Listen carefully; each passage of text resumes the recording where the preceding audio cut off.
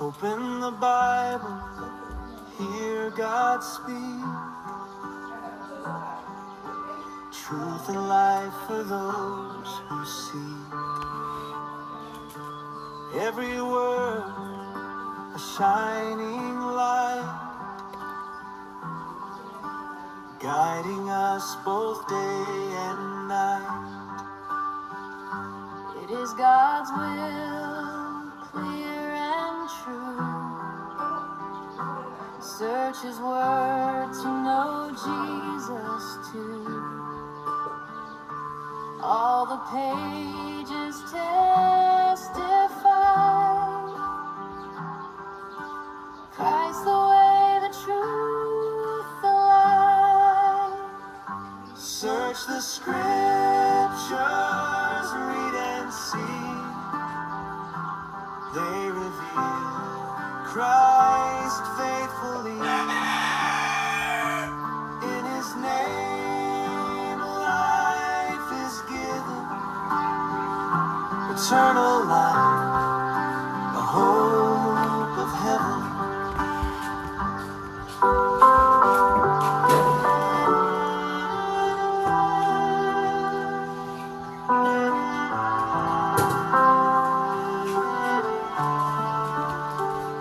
We are just pilgrims passing through. This world is not our final view. God's word our map, His truth our guide. With Jesus walking by our side. Mapagpalang umaga po sa bawat isa. Narito po muli tayo sa ating morning devotion. Tayo po ay nagpapasalamat sa Panginoon sa Kanya pong biyaya at katapatan na hindi nagbabago. Tayo muna po ay dumulog sa Panginoon sa panalangin. Tayo po ay manalangin. Ang naming banal, Diyos na makapangyarihan sa lahat, kami po ay nagpapasalamat na malaya kaming nakakalapit sa inyo. Malaya namin mapagbubulayan ng inyong mga salita. Hiling po namin ang inyong pong banal na espiritu ang sa amin po ay manguna at mangusap. Patawad sa amin pong mga karumihan, kayo pong siyang maitaas at maluwalhati sa aming pag-aaral.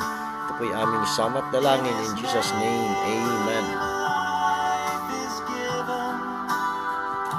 Eternal life, the hope of heaven.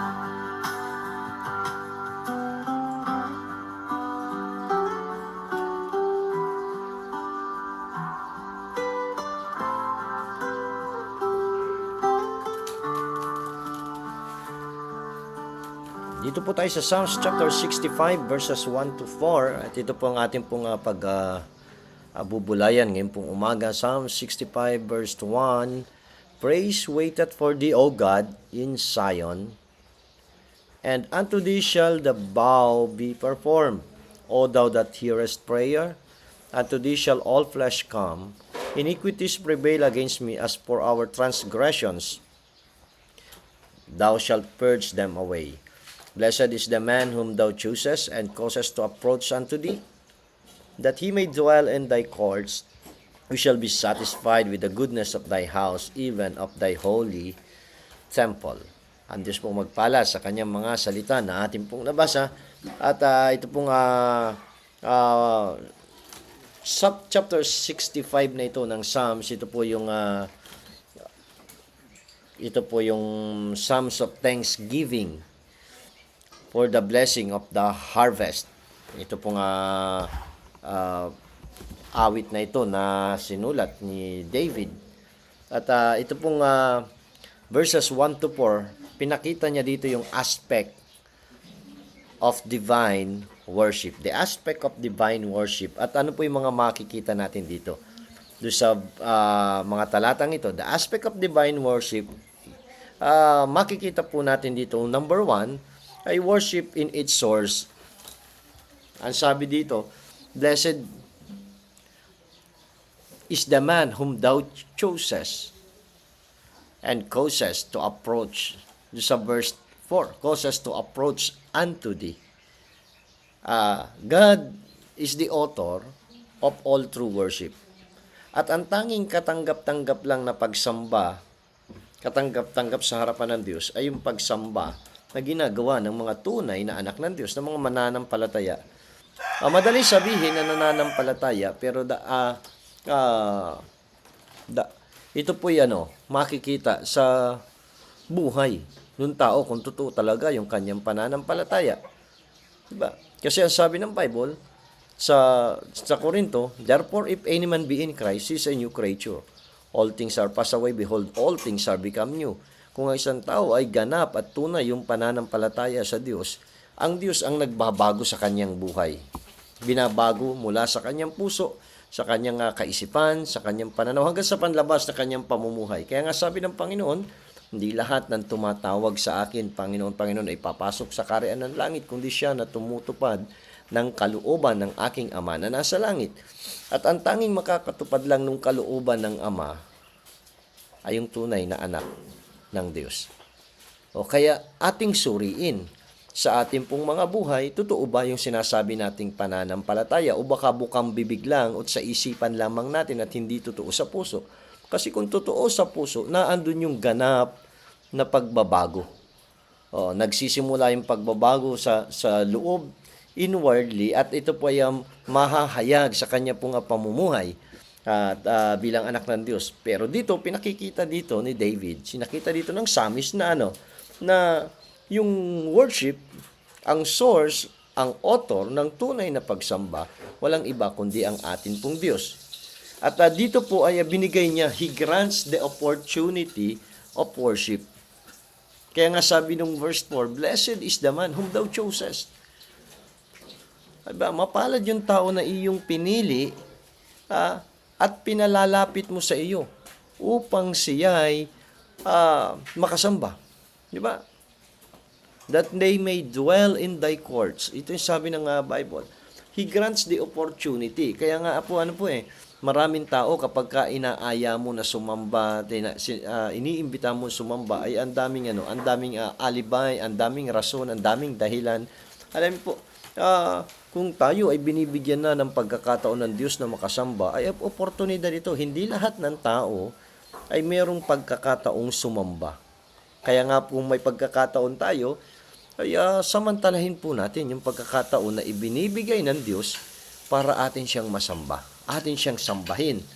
At dito po, ang Panginoon, siyang nagbigay. Siyang nagkakaloob sa atin ng oportunidad upang siya'y atin pong sambahin. Siyang nagbibigay sa atin ng pagkakataon upang tayo ay makatungo doon sa kanyang bahay panambahan at atin siyang maawitan, atin siyang papurihan, atin siyang paglingkuran. Kaya worship in its source, God. God is the author of all true worship. He grants the opportunity of worship. Kaya nga po tuwing mayroong pagkakataon na tayo ay makasamba, ay kailangan nating samantalahin. Opo, samantalahin natin yung pagkakataon dahil ito po ang Diyos ang nagkakaloob sa atin para siya'y atin pong sambahin. At hindi lamang po He grants the opportunity of worship, but bagkos ay He inspires the disposition of worship. Siyang nagbibigay ng inspirasyon dun sa ating pong ugali sa pagsamba. Di ba? Kaya nga po yung pong ating desire na sambahin siya, yung atin pong hindi lang desire yung atin pong reverent feeling, yung atin pong damdamin sa pagsamba. Ang Diyos na po ang ang Diyos pong nag-inspire sa ating puso para magkaroon tayo ng ganitong damdamin na sumamba sa ating Diyos. He grants the opportunity and He inspire us to worship. Alam niyo po kung bakit marami ang hindi naman nai-inspire na sumamba? Kasi hindi sila yung pinili. Di ba? Ang sabi kasi dito sa verse 4, blessed is the man whom thou chosest. Hindi sila pinili at binigyan ng oportunidad na sumamba. Kaya nga po sabi ko nga, hindi ang katanggap-tanggap lamang na pagsamba ay yung pagsamba ng tunay na anak ng Diyos. Pwedeng ang tao ay mag-awit ng papuri, pwedeng ang tao ay manalangin, pwedeng ang tao ay dumulog sa Diyos, pero katanggap-tanggap ba sa Diyos? Kung hindi siya, wala siyang relasyon sa Panginoon, hindi siya related sa Diyos by faith, hindi nagiging katanggap-tanggap yung kanyang pagsamba. Kahit gaano kaganda yung lugar ng panambahan, kahit gaano kalaki yung panambahan, kahit gaano kahusay yung programa ng pananambahan, kung wala siyang relasyon sa Diyos, hindi nagiging katanggap-tanggap sa Diyos. Kasi hindi niya ito ginagawa ng may pag-ibig. At ang sabi ng Bible, kung wala yung pag-ibig, wala yung charity, para lamang silang tinkling cymbals, para lang silang mga batingaw na maingay, pero sa harapan ng Diyos, hindi naging katanggap-tanggap. Kaya kailangan, doon sa pananambahan, sa pagsamba, ating tiyakin muna ng tao na related ba siya sa Diyos by faith? Naandun ba yung kanyang relasyon sa Diyos? Naandun ba yung kanyang tunay na pagkatakot sa Diyos? Naandun ba yung tunay na pagmamahal niya sa Diyos? Kaya dito, worship in its source, at sabi dito, mapalad ang tao. God grants the opportunity to worship, and He inspire yung tao na sumamba. Pangalawa, worship in its object. Yung object, anong sabi diyan? Praise waited for thee. Diba? Sabi sa verse 1, praise waited for thee, O God, in Zion, and unto thee shall the vow be performed. Praise waited for thee. Bilang ang Diyos ay ang may akda ng tunay na pagsamba, siya rin yung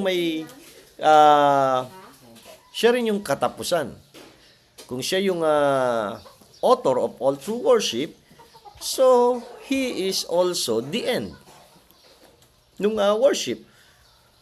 Yung pagsamba, worship is offered to Him. At paano hino-offer dito? Sinabi nga dito sa verse 2. O thou that hearest prayer, unto thee shall all flesh come. Diba? Naandun po yung naandun po yung paghahandog nung pananalangin. Diba? Kanilang ibinibigay, inihahandog sa Diyos sa pamamagitan ng kanyang pananalangin. At ang linaw dito, sinabi ni David, thou that hearest prayer. At ito po ay ang Diyos. Siya po yung nakikinig, dumirinig ng ating pong mga karaingan at panalangin. Siya po yung nakikinig ng ating pong mga nakakarinig ng ating pong mga sufferings. Yung ating mga sorrow. Siya po ay nakakaalam nito. At ganito po inihahandog. Kaya sabi ni David, praise waited for thee. Praise waited for thee. Bilang Diyos na nakikinig ng panalangin, siya rin po yung Diyos na nagpapatawad ng kasalanan. Ang sabi doon sa verse 3, iniquities prevail against me, as for our transgression, thou shalt purge them away. Diba? Siyang naglilinis ng ating pong mga karumihan. Siyang naglilinis ng ating pong mga kasalanan. Siyang nagpapatawad ng ating mga kasalanan. Purge them away. Kaya po ang Diyos ay dito ay napapapurihan dahil sa kanya pong kabutihan, goodness and forgiveness. Goodness in the forgiveness of sin. Kaya patuloy na sinasamba, pinapupurihan ng tao ang Diyos. At ito po tayo, makikita natin dito yung tatlong bagay. Yung una, yung greatness of human sin. Yung ating kong kasalanan napakalaki ng kasalanan natin, pero ang Diyos, siya po yung linis. Siya ang nagpawi. Kahit naandun niya, great yung ating kasalanan, yung ating sin, pero meron naman tayong, pinakita rin dito yung greatness of divine forgiveness. Yung pagpapatawad ng Diyos ay dakila rin. Kung gaano man kalaki yung kasalanan ng tao, ganon din kalaki o kadakila yung pagpapatawad ng Diyos. Di ba, mapansin po natin, kung wala yung pagpapatawad ng Diyos, yung habag ng Diyos sa atin, buhay pa kaya tayo ngayon? Kung wala yung habag ng Diyos, nakakatayo pa kaya tayo? Nakakalakad pa kaya tayo? Nakakarinig pa kaya tayo? Mayroon kaya tayong pang-amoy? Meron kaya tayong nakakakita kaya tayo? Wala. Kaya po nangyayari yung mga bagay na ito, kaya natin nagagawa dahil sa habag ng Diyos sa atin, kinahabagan tayo ng ating pong Panginoon. Kaya dito, pinakita ni David, pinakita ng psalmist yung greatness of human sin, at pinakita rin niya yung greatness yung of divine forgiveness, kung paano tayo pinatawad. At ano po yan? Ang sabi dito ni David do sa verse 4, do sa hulihang bahagi, we shall be satisfied with the goodness of thy house, even unto thy holy temple. Ano po siya po yung satisfier of the soul. Kaya yung tunay na anak ng Diyos, satisfied siya sa ginawa sa kanya ng Diyos. Satisfied siya sa blessing ng Diyos sa kanyang buhay. Satisfied siya sa kanyang kalalagayan sa buhay. Ang hindi lamang siya nasasatisfied sa kanyang paglilingkod sa Diyos. Talagang kapag ang isang tao nakilala niya ng totoo ang Diyos sa kanyang buhay, hindi siya satisfied sa kanyang ginagawa sa kanyang buhay para sa kanyang Diyos. Bakit? Napakalaki ng ginawa ng Diyos sa atin. Napakalaki ng ginawa ng Diyos sa atin. Kaya bilang na lang yun yung ating pagsamba ay bilang pasasalamat sa ginawa ng Diyos sa ating buong buhay. Yung ating paglilingkod bilang pasasalamat sa ginawa ng Diyos sa ating buhay. Yung ating pong mga pagkakaloob, pasasalamat sa ginawa ng Diyos sa ating pong buhay. Kaya kung walang ipagpapasalamat, wala kang ipagpapasalamat sa Diyos, di wag mong sambahin ang Diyos. Kung wala kang ipagpapasalamat sa Diyos, wag mong paglingkuran ng Diyos. Kung wala kang ipagpapasalamat sa Diyos, wag kang magkaloob sa Diyos. Wag mong ibalik ang iyong ikapo, wag kang magbigay ng iyong mga pangako, wag kang maghandog ng mga sakripisyong handog para sa Diyos. Bakit? Wala ka naman ipagpapasalamat. Pero kung sa tingin mo, meron kang ipagpapasalamat sa Diyos, ay nararapat lamang na gawin mo. Nararapat na gawin natin yung pagsamba, paglilingkod, pagsasakripisyo, pagkakaloob, pagbibigay. Bakit po? Kulang pa yung lahat ng ating mga gagawin at ginagawa sa lahat ng ginawa ng Diyos sa ating pong buhay. At ano po yan? Pangatlo, ano yung una? Nakita natin, pinakita ni David, worship in its source. Ang Diyos ang source, siya ang author. At worship in its object sa Panginoon. At pangatlo, ito, worship in its nature. Ano yung nature ng ating pagsamba? Siyempre, makikita natin dito, nung sinabi ni David sa verse 1 na, praise, wait that for thee, O God in Zion, and unto thee shall the vow of be performed. Ano dyan? Praise, waited for the submission to the will of God. Ang nature ng ating pagsamba ay pagpapasakop sa kalooban ng Diyos. Sabi niya, praise, waited for thee. Diba? Praise, waited for thee. Yung pagpapasakop. Diba? Ito po yung nature ng ating pagsamba. Naandun yung pagpapasakop natin sa kalooban ng Diyos. Diba? Pagpapasakop natin sa kagustuhan ng Diyos. Hindi yung kagustuhan natin, hindi yung nais natin, kundi ano ba yung nais ng Diyos. Diba? Ito po. Ito yung nature ng ating pagsamba. Kaya kung pupunta tayo sa pagsamba, dudulog tayo sa pananambahan, naandun ba yung mapagpasakop natin puso? Naandun ba yung pagpapasakop natin? Kaya nga po yung yung pakikinig ng salita ng Diyos sa ating pananambahan. Pinapakita lang natin dito at ginagawa natin ito na may pagpapasakop. Kasi kung walang pagpapasakop, hindi mo tatanggapin. Hindi natin tatanggapin yung pinangangaral na salita ng Diyos. Kung walang pagpapasakop, hindi tayo tutugon dun sa hamon ng salita ng Diyos. Diba? Hindi tayo tutugon. Ang mangyayari lamang ay nalagdagan yung ating impormasyon, pero hindi tayo nagkaroon ng transformasyon. Kaya maraming tao na pumupunta sa simbahan, dumadalo sa pagsamba, umuuwi nang walang nangyayari sa kanilang buhay kasi walang pagpapasakop sa kalooban ng Diyos.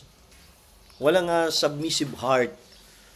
Hindi nagpapasakop sa kalooban ng Diyos. Narinig yung salita ng Diyos, pinalampas lang. Maaring sumang-ayon pero hindi naman ginawa. Kaya anong epekto? Wala. Walang effect sa kanila pong mga personal na buhay. Kaya yung iba na mga magulang, pag nakikita sa mga anak, sinasabi nila na, bakit ikaw ay pumupunta ka sa pananambahan, bakit ganyan pa rin ang ugali mo? Ganyan. Nagbabasa ka ng Biblia, ganyan pa rin ang ugali mo. Alam niyo po kung bakit? Hindi nagpapasakop sa kalooban ng Diyos. Kaya yung nature ng ating pagsamba, ito po yan, submission to the will of God. Pangalawa, yung nature ng ating pagsamba is celebration. Celebration of the praise of God. Kaya, sineselebrate natin yung ating papuri sa Diyos. Kaya nga po na andun yung yung may kagalakan sa puso. Diba? Masaya yung puso kasi sineselebrate. Wala namang selebrasyon na malungkot. Diba? Walang selebrasyon na malungkot. Ito minsan yung katwiran ng iba. Kung bakit meron silang tinatawag na praise and worship dahil sumasamba sila. Alam niyo po, ang tunay na papuri sa Diyos ay yung pong nagmumula sa puso. Hindi lamang yung maiingay na awitan, yung praise and worship. Ang kala nila, dahil maingay at masigla yung awitan, yun yung praise and worship. Pag sinabing worship natin, ito yan nagmumula doon sa tahimik na puso. Payapang puso. May kagalakang puso. Kaya nga po yung pagbibigay ng patutuo, pag-share ng testimony, ito po'y praising. Diba? Maingay ba na awitan yun? Diba? Yung sinabi ng Bible, make a joyful noise unto the Lord. Yun po'y worship. Pero hindi sinabi doon na magkaroon ng maingay na awitan. Diba? Habang tayo ay nagsishare ng ating patutuo ng pagpapala ng Diyos, winu-worship natin siya, pinipraise natin siya. At ano po yan? Sineselebrate natin yung kabutihan ng Diyos. At ano pa po? Yung nature ng worship. Hindi lamang ito ay submission to the will of God, celebration to praise God. At pangatlo, ito po ay fulfillment of our vows to God. Diba? Ito po ay pagtugon o katugunan o pagganap doon sa ating panata o pangako sa Diyos. Kaya doon sabi niya, unto thee shall the vow be performed. Sabi ni David doon sa verse 1. Diba? Unto thee, sa iyo'y maisasagawa ang mga panata. Nung tayo ay naligtas, ano yung ating naisabit sa Panginoon? Ano yung naipangako natin sa Diyos? Kaya, nagagawa pa ba natin? Kaya yung pong ating pagsamba, ito po'y pagtugon o pagganap ng ating pong pangako sa Diyos. Diba? At ito po sabi ko nga kanina, pasasalamat lamang doon sa ating mga tinanggap sa Panginoon. Diba? Kaya natin ginagawa. Kaya bilang anak ng Diyos, dito po pinalalahanan tayo ni David. Ang daming blessing no dumating sa ating pong buhay. Ang daming biyaya na dumating sa ating pong buhay. At ang Panginoon, hindi nagkukulang. Patuloy siya na nagbibigay ng mga pagpapala. Pang-apat, worship in its locality. Mapansin po natin, ang sabi niya, praise waited for thee, O God, in Zion. Diba? Yung Zion, ito po yung lugar. In Zion. Hindi lang yan eh. Sinabi rin niya doon sa verse 4, we shall be satisfied with thy goodness of thy house, even of thy holy temple. Diba? Holy temple, Zion, house, in thy house. At ito po yun. Meron pong lugar na talagang doon sinasamba ang Diyos. Nung panahon nila in Bible times, dito sila pumupunta sa Jerusalem to worship God. Pero sa ating panahon, meron ng mga iba-ibang locality na kung saan naandun tayo at sumasamba. Kung meron na pagkasunduan, yung mga mananampalataya na sa lugar na ito, dito tayo sasamba, ito yung nagiging lugar, panambahan. Diba? Yung iba, ang akala nila, dahil merong napagkasunduan, kagaya na lang ng church building, dito tayo ay mag-church at ito ang church. Ito ang tahanan ng Panginoon. Alam po, tayo po yung temple of the Holy Ghost, yung ating pong mga buhay. At sa atin nananahan ang Panginoon. Yung church, hindi ito yung building. Ang church ay yung mga tao na pinanahanan ng banal na Espiritu ng Diyos. Yung mga tao na nanampalataya sa Panginoon at sumunod sa Panginoon, yung kalipunan ng mga tao ang church, hindi yung building. Bagamat yung building, nagiging isang lugar, lokal na lugar na kung saan doon nagkakatipon yung mga mananampalataya para sumamba. Worship in its locality. Nung panahon na ito, ay doon sila sa Zion, sa Jerusalem. At sa ating pong panahon, may iba't ibang lugar na kung saan napagkasunduan ng mga mananampalataya kung saan sila sasamba. At wala pong wala pong iisang lugar na ating masasambang Panginoon. Basta tiyak yung isang tao na nasa sa puso niya ang Diyos. Panglima, worship in extent. Yung extent ng worship. Alam po, ano sabi ng Bible? Unto thee shall the vow be performed. Unto thee. Sa verse 2, sabi niya, unto thee shall all flesh come. All flesh.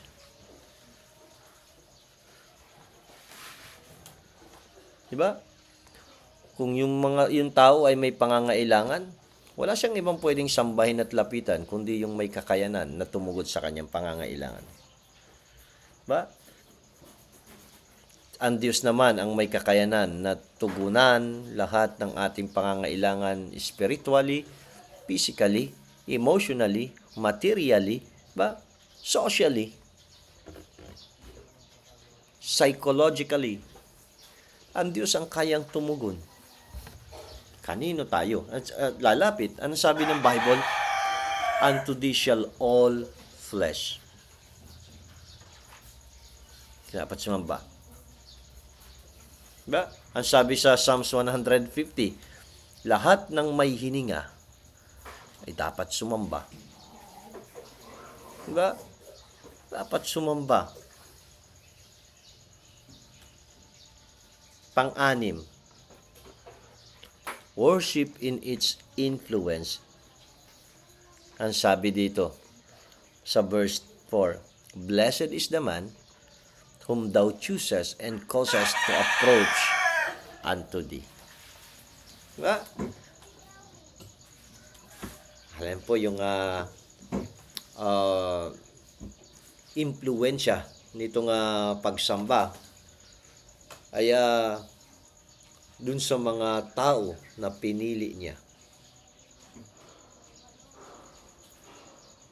Yung lahat ng spiritual joy at grace, divine grace ng Panginoon, tatanggapin nila.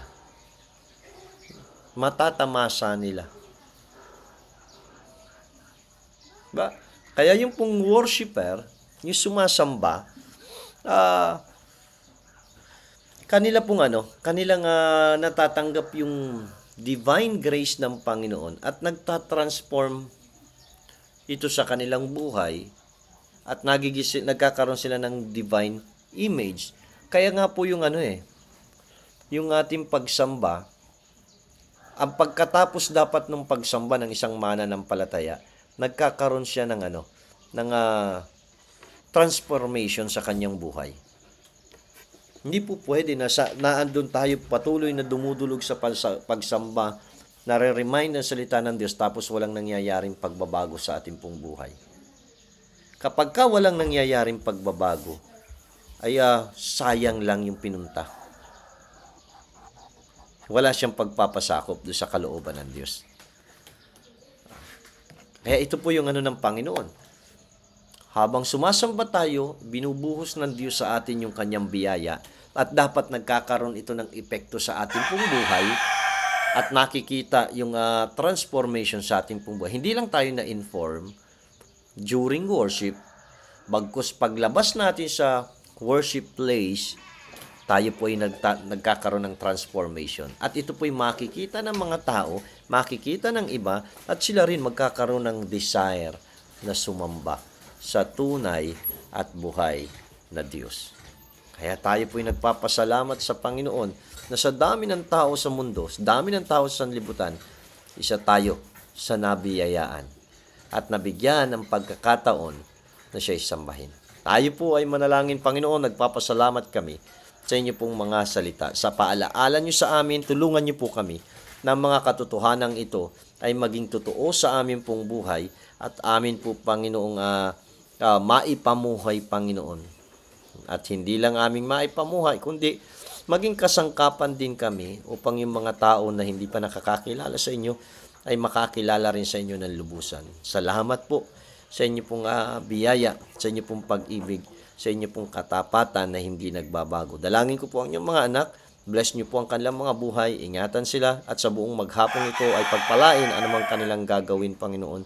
Maging ang inyo pong mga lingkod, ang mga kapastoran, mga misyonero, sa iba't ibang dako ng aming bansa, maging sa ibang mga bansa, pagpalain niyo po, Panginoon, ang kanila pong pag-ministeryo, Panginoon. Ganon din po, Panginoon, sa mga may karamdaman, dalangin ko po ang kagalingan para sa kanila. Bless niyo po ang buong maghapon, kayo po ang mahayag sa aming pong mga buhay at patutuo. Ang lahat ng ito ay aming sama at dalangin in Jesus' name. Amen. Amen. Magandang umaga po at pagpalain tayo ng ating pong Panginoon.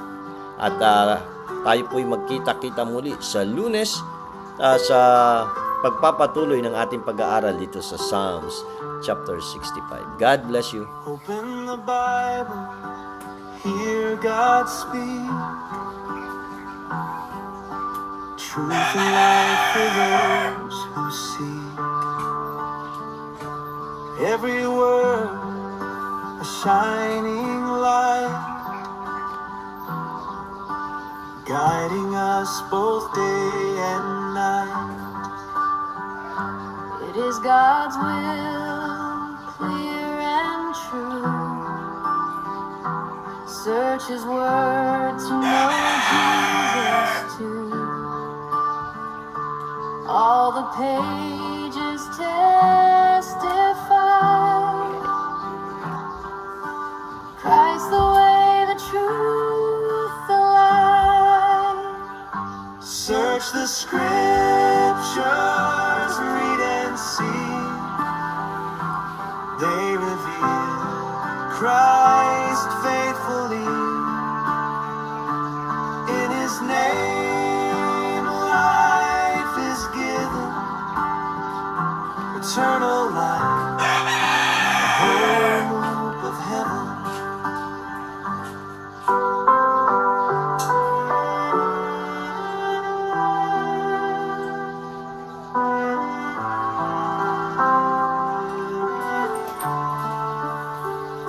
We are just pilgrims passing through.